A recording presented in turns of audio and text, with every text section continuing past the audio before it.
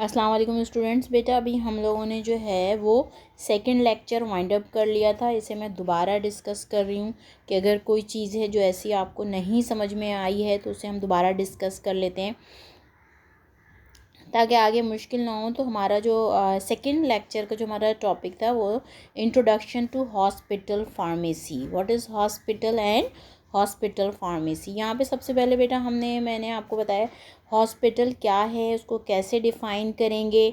उसके बाद hospital pharmacy क्या है, हॉस्पिटल फार्मेसी में डिफरेंट टाइप्स की जो प्रिस्क्रिप्शंस फिल होती हैं वो क्या होते हैं, डिफरेंट टाइप्स के पेशेंट कौन कौन से होते हैं, गोल्स क्या है हॉस्पिटल फार्मेसी इस्टेब्लिश जो कर रहे होते हैं हम हॉस्पिटल में, और हमारे पास कौन से मिनिमम स्टैंडर्ड्स होते हैं जिनको फॉलो करते हुए हम हॉस्पिटल फार्मेसी किसी भी हॉस्पिटल में हम ओपन कर सकते हैं। इसके अलावा जो role of pharmacist and pharmaceutical services में इसको हमने यहाँ पर पढ़ा था। इसको हम दोबारा देख लेते हैं बेटा कि क्या क्या चीज़ें हमने जो पढ़ी थी कि व्हाट इज़ हॉस्पिटल। हॉस्पिटल को हमने डिफ़ाइन किया था कि an institution that is build staffed and equipped for the diagnosis of disease, for the treatment both medical and surgical of the sick and the injured person and functioning through a body of trained people। Hospital जो है simply बेटा अगर हम देखें तो वहाँ पर trend staff appoint होता है जो कि वहाँ पर काम कर रहा होता है for better care of patient. किसी भी डिज़ीज़ की डायग्नोसिस के लिए, ट्रीटमेंट के लिए हम वहाँ पर वो स्टाफ जो अपॉइंट होता है वो काम कर रहा होता है। इसके अलावा वहाँ पर डिफरेंट रिसर्च के पर्पस के लिए भी जो होता है वो स्टाफ काम कर रहा होता है। यानी मॉडर्न हॉस्पिटल में अगर हम देखें तो वो ट्रीटमेंट के साथ साथ जो है वो इन्वेस्टिगेशन भी हो रही होती है, न्यू रिसर्च पे काम हो रहा है। इसके अलावा टीचिंग पर्पस के लिए भी ये हॉस्पिटल काम कर रहे होते हैं। The common purpose of hospitals is the recovery and maintenance of good health। यानी तब जितने भी हॉस्पिटल काम कर रहे हैं उनका जो मेन पर्पस होता है, ये कॉमन पर्पस होता है, मेंटेनेंस ऑफ पेशेंट हेल्थ है और to provide good pharmaceutical care. इसके बाद बेटा हमने जो पढ़ा था वो था हॉस्पिटल फार्मेसी। हॉस्पिटल फार्मेसी को यहाँ पे हमने डिफ़ाइन किया था कि सिंपल डिपार्टमेंट और service in a hospital which is under the direction of a professionally competent legally qualified pharmacist.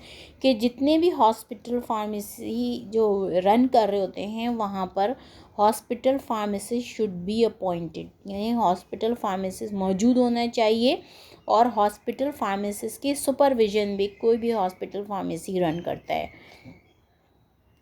जहाँ पर तमाम मेडिकेशंस जो होती हैं वो सप्लाई की जाती हैं टू कहाँ पे मेडिकेशन सप्लाई की जाती हैं नर्सिंग यूनिट्स में। इसके अलावा अदर सर्विसेज वहाँ पर तमाम मेडिकेशन को सप्लाई किया जाता है, जहाँ पर डिफरेंट टाइप्स के प्रिस्क्रिप्शन जो होती हैं वो डिस्पेंस की जाती हैं या फिल्ड की जाती हैं। पेशेंट में जो हमारे पास जो आ जाते हैं वो इन पेशेंट आ जाते हैं, एम्बुलेटरी पेशेंट्स आ जाते हैं। इसके अलावा आउट पेशेंट्स हैं जिनके लिए वो तमाम प्रिस्क्रिप्शन डिस्पेंस की जाती है या वो मेडिकेशंस या अलाइड आइटम्स जो होते हैं सप्लाई किए जाते हैं। आगे जो हमने कहा बेटा डिफरेंट टाइप्स के प्रिस्क्रिप्शन में बेटा मैंने जो भी पढ़ाया था आपको मैंने क्या पढ़ाया था, एक तो स्पेशल प्रिस्क्रिप्शन कहा था। इसके अलावा स्पेशल प्रिस्क्रिप्शन के ऑर्डर के लिए हमारे पास स्पेशल प्रिस्क्रिप्शन फॉर्म्स होते हैं कि उन फॉर्म्स को जब फिल करते हैं तो वो प्रिस्क्रिप्शन जो होती है वो फिल्ड होती है या डिस्पेंस होती है, जिसमें हमारे पास नारकोटिक प्रिस्क्रिप्शन ज़्यादातर आ जाती हैं। इसके अलावा फिर मैंने बताया बेटा आपको एम्बुलेटरी पेशेंट्स होते हैं जो और आउट पेशेंट्स होते हैं। Ambulatory patients it is the सिनोनियम for out patient. Out patient के सिनोनियम के तौर पे भी हम यूज़ कर सकते हैं, या वो patient they are coming and going to the care setting and not spending the night. वो पेशेंट जो कि किसी भी डिज़ीज़ की वजह से पहले हॉस्पिटल में एडमिट थे, किसी सर्जरी की वजह से हॉस्पिटल में एडमिट थे और आफ्टर रिकवरी जो होते हैं वो डिस्चार्ज कर दिए जाते हैं हॉस्पिटल से, और आफ्टर डिस्चार्ज जब वो दोबारा हॉस्पिटल में आ रहे होते हैं दोबारा चेकअप के लिए, तो वहाँ पे जो हम उन पेशेंट्स को हम कहते हैं एम्बुलेटरी पेशेंट्स। इसके अलावा आउट पेशेंट्स जो होते हैं वो पेशेंट जो कि ओवरनाइट या more than one night hospital में स्टे नहीं करते हैं, बल्कि सिंपल वो हॉस्पिटल में आते हैं किसी भी डिज़ीज़ की डायग्नोसिस के लिए, ट्रीटमेंट के लिए, और वो अपने जो है प्रिस्क्रिप्शन फिल करवा के वापस चले जाते हैं, उन्हें हम कहते हैं आउट पेशेंट और आउट पेशेंट डिपार्टमेंट, उस डिपार्टमेंट को। इसके अलावा हॉस्पिटल्स फार्मेसी को हम इस तरह डिफाइन करें, where pharmaceuticals are manufactured in bulk, where narcotics and other prescribed drugs are dispensed, where injectable preparation should be prepared and sterilized, and where professional supplies are often stocked and dispensed. यानी अगर hospital, मैंने अभी बेटा बताया भी था, दोबारा मैं बता रही हूँ कि हॉस्पिटल फार्मेसी में बल्क एंड स्ट्राइल मैन्युफैक्चरिंग भी हो रही है। यानी कुछ हॉस्पिटल्स, ज़रूरी नहीं है कि तमाम हॉस्पिटल्स में, लेकिन जो हमारे पास टर्शरी केयर हॉस्पिटल्स होते हैं, मेजॉरिटी उनके पास इतना स्पेस होता है कि वो हॉस्पिटल फार्मेसी के साथ जो है इन हाउस प्रिपरेशन भी हो रही होती है। यानी वहाँ पर स्ट्राइल और नॉन स्ट्राइल दोनों प्रोडक्ट्स की मैन्युफैक्चरिंग हो रही होती है, उनको उनकी डिस्पेंसिंग हो रही होती है, और फिर उसे वो सप्लाई करते हैं, स्टोर करते हैं। The computerization of our pharmacy department makes it possible for the staff to participate in patient education program, poison control center activities, preparation of patient drug use profile, parental nutrition program, participation, cooperating in the teaching and research. ये तमाम चीज़ें बेटा मैंने अभी आपको बताई थी जब हम सेकेंड लेक्चर डिस्कस कर रहे थे कि अगर सिंपल फार्मेसी डिपार्टमेंट को कंप्यूटराइज कर दिया जाए, तमाम चीज़ें कंप्यूटराइज हो जाएं, तो आपके पास इतना टाइम सेव हो जाता है कि आप उसके साथ पेशेंट एजुकेशन प्रोग्राम भी रन कर सकते हैं, पॉइजन कंट्रोल सेंटर एक्टिविटीज़ वहाँ पर स्टार्ट कर सकते हैं, preparation of patient drug profile, आप जितने भी पेशेंट, इन पेशेंट या आउट पेशेंट आ रहे हैं वहाँ पर, उनका हम जो है वो प्रोफाइल मेंटेन कर सकते हैं। इसके अलावा डिफरेंट जो हम प्रोग्राम वहाँ पे रन कर रहे हों, चाहे वो पेरेंटल न्यूट्रिशन से रिलेटेड हों या दूसरे प्रोग्राम, उनमें पार्टिसिपेट कर सकते हैं, टीचिंग को स्टार्ट करवा सकते हैं, और रिसर्च जो है एक्टिविटीज़ स्टार्ट कर सकते हैं, रिसर्च प्रोग्राम हम हॉस्पिटल में स्टार्ट कर सकते हैं अगर हॉस्पिटल फार्मेसी को कंप्यूटराइज कर दिया जाए तो। आगे जो बेटा हमने पढ़ा था वो था पॉइजन कंट्रोल सेंटर। वो मैंने आपको बता दिया था कि पॉइजन कंट्रोल सेंटर क्या होता है। इसको मैंने आपको जो सेकंड लेक्चर ही से पहले डिफ़ाइन किया था मैंने, उसमें मैंने तमाम चीज़ें बता दी थी कि पॉइजन कंट्रोल सेंटर क्या होता है।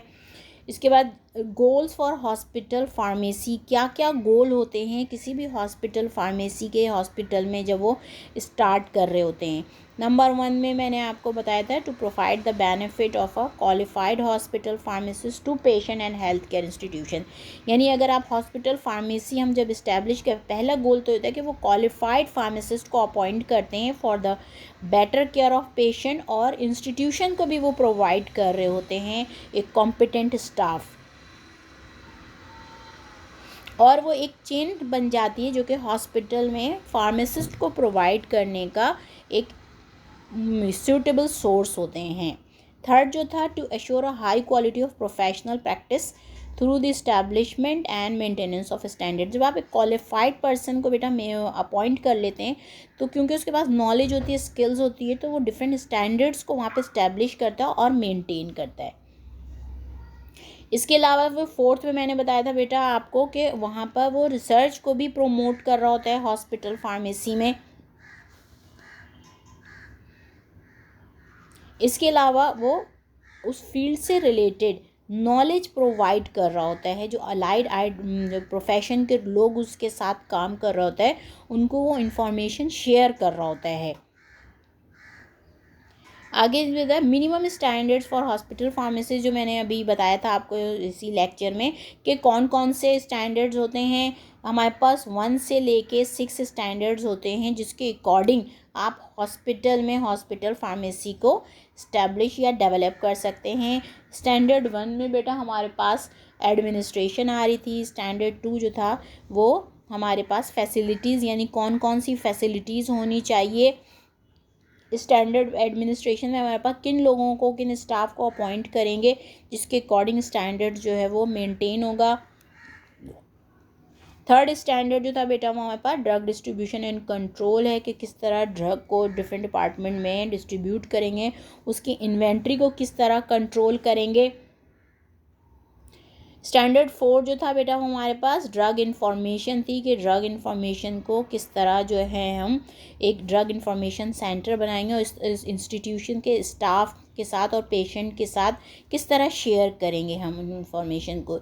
स्टैंडर्ड 6 में मैंने बताया था अश्योरिंग रेशनल ड्रग थेरेपी बेटा कि किस तरह हम रेशनल ड्रग थेरेपी को मैक्सिमाइज़ करेंगे के जो प्रिस्क्रिप्शन लिखे जा रहे हैं वो किस डॉक्टर्स किस तरह प्रिस्क्राइब करें, कितने नंबर ऑफ़ ड्रग्स प्रिस्क्राइब करें, एंटीबायोटिक्स का यूज़ किस तरह करें। तो ये तमाम जो था बेटा हमारे पास एश्योरिंग रेशनल ड्रग थेरेपी में आ रहा था। लास्ट स्टैंडर्ड जो था वो बेटा हमारे पास रिसर्च आ रहा था। इसे भी मैंने आपके साथ जो इससे पहले मैंने आपको सेकंड लेक्चर जब एक्सप्लेन किया था वहाँ पर कि हम जो है वहाँ पर रिसर्च को प्रोमोट कर सकते हैं। उसके बाद रोल मैंने बता दिया था, role of pharmacist in the pharmaceutical services में क्या क्या रोल होता है, किस तरह जो एक hospital competent legally qualified pharmacist को जब हॉस्पिटल फार्मेसी में अपॉइंट किया जाता है तो वो किस तरह जो अलाइड डिपार्टमेंट के लोग होते हैं उसके साथ उनकी इंफॉर्मेशन के साथ किस तरह शेयर किया करेगा। इसके अलावा किस तरह वो जो टेक्नीशियन उनके अंडर काम कर रहे होते हैं उनकी जजमेंट किस तरह करेगा। तो ये और इसके अलावा जो डिफरेंट रिस्पॉन्सिबिलिटीज़ होती हैं वहाँ पर रूल और रेगुलेशन इस्टेब्लिश करने की, उन स्टैंडर्ड्स को मेंटेन करने की तमाम रिस्पॉन्सिबिलिटी जो थी वो हॉस्पिटल में फार्मासिस्ट की होती है। यहाँ पे बेटा हमारा जो था आज का लेक्चर ख़त्म हो गया। इसे मैंने दोबारा बेटा आपको एक्सप्लेन कर दिया है कि बाई चांस अगर कोई चीज़ नहीं समझ में आई होगी तो जब आप ये दोबारा लेक्चर देखेंगे और पढ़ेंगे तो वो चीज़ें आपको समझ में आ जाएंगी। अल्लाह हाफिज़।